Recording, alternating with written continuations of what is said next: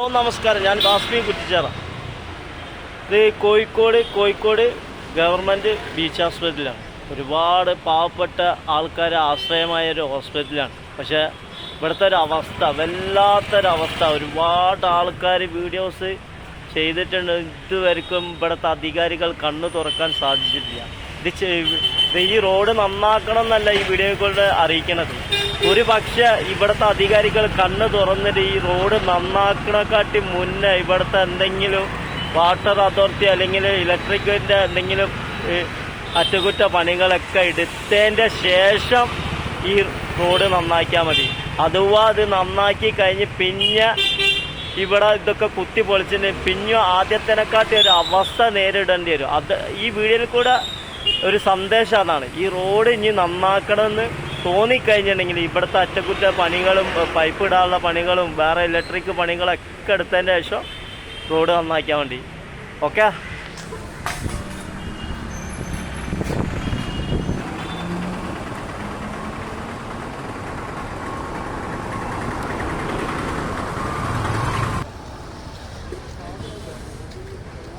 ഇവിടെ പാർക്കിംഗ് സൗകര്യമുണ്ട്. പാർക്കിംഗ് സൗകര്യം ഉണ്ടായിട്ട് കാര്യമില്ല. ഇവിടെ പാർക്ക് ചെയ്യുന്നതിൻ്റെ ഒരു അവസ്ഥ കണ്ടില്ല. പ്രോപ്പറായിട്ട് മഴ പെയ്തുണ്ടെങ്കിൽ ഫുള്ള് മഴ കാര്യങ്ങളൊക്കെ ഇതാവും. 10 രൂപയാണ് സ്കൂട്ടർ, ഓട്ടോറിക്ഷ പാർക്കിംഗ് സൗകര്യത്തിന് 30 രൂപ, കാറ് പാർക്ക് ചെയ്യുന്നതിന് 40 രൂപ. ഇതെന്തിനാണ്? ഒരു പാർക്കിംഗ് സൗകര്യം ഉണ്ടായിട്ട് കാര്യമില്ല. ഇവിടുത്തെ പാർക്കിംഗ് സൗകര്യത്തിൽ ഫുള്ള് അപാകതമാണ്. ഈ പൈസ വാങ്ങണതിനൊക്കെ ഒരു ശാശ്വത പരിഹാരം കാണണ്ടേ.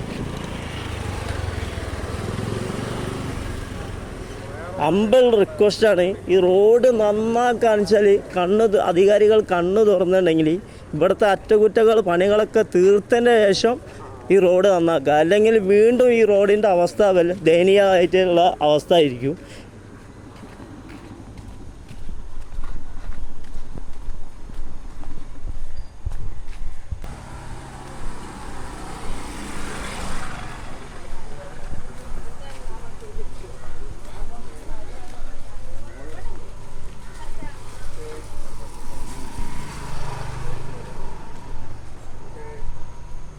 ഒരു ഓട്ടോറിക്ഷയൊക്കെ വിളിച്ച് കഴിഞ്ഞിട്ടുണ്ടെങ്കിൽ ഇങ്ങോട്ട് വരാൻ തന്നെ വലിയ ബുദ്ധിമുട്ടാണ്. രോഗികൾക്ക് ഇവിടെ വന്നല്ല OP ടിക്കറ്റ് എടുക്കണ്ടേ.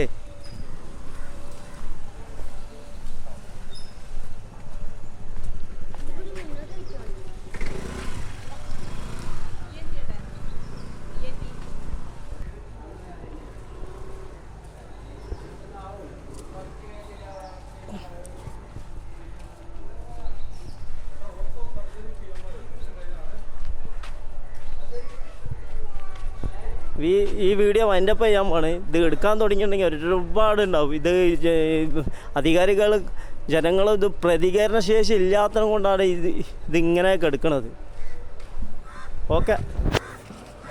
Okay bye.